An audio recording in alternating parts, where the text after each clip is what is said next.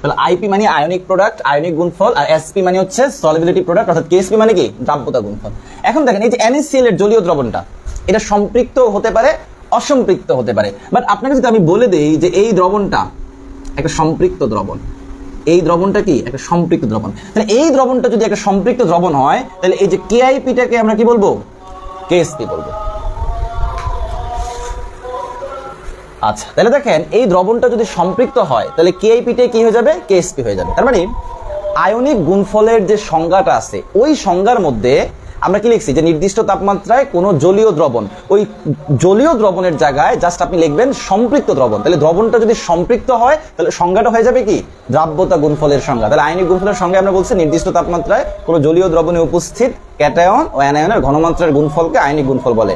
আর দ্রাব্যতা গুণফলের ক্ষেত্রে কি বলবো, নির্দিষ্ট তাপমাত্রায় কোন সম্পৃক্ত দ্রবণে উপস্থিত ক্যাটায়ন ও অ্যানায়নের ঘনমাত্রার গুণফলকে আমরা কি বলবো, দ্রাব্যতা গুণফল বলবো। তার মানে এই দ্রবণটাও যদি সম্পৃক্ত হয়, তাহলে এই কেআইপির জায়গায় আমরা কি লিখতে পারবো, কেএসপি লিখতে পারবো।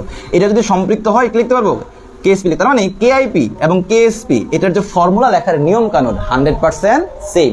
বাট যখন আমরা কেআইপি বলতেছি, আমি শিওর না দ্রবণটা সম্পৃক্ত নাকি অসম্পৃক্ত। বাট আপনি যখন কেএসপি বলতেছেন, তার মানে ওই কেএসপিটা কি, ওই কেএসপিটা মূলত একটা সম্পৃক্ত দ্রবণের আয়নিক গুণফল। কেএসপিটা মূলত কি একটা সম্পৃক্ত দ্রবণের আয়নিক গুণফল। তার মানে কোন দ্রবণের যদি কেএসপি আপনাকে দেওয়া থাকে এবং আপনাকে জিজ্ঞেস করে বলেন তো ওই দ্রবণটা সম্পৃক্ত অবস্থায় আয়নিক গুণফলটা কি হবে, ওই যে কেএসপির সমান হবে। কারণ দ্রবণটা যখন সম্পৃক্ত থাকে, ওই অবস্থায় যে আয়নিক গুণফলটা পাওয়া যায় সেটাকে আমরা কি বলি, দ্রাব্যতা গুণফল বলি।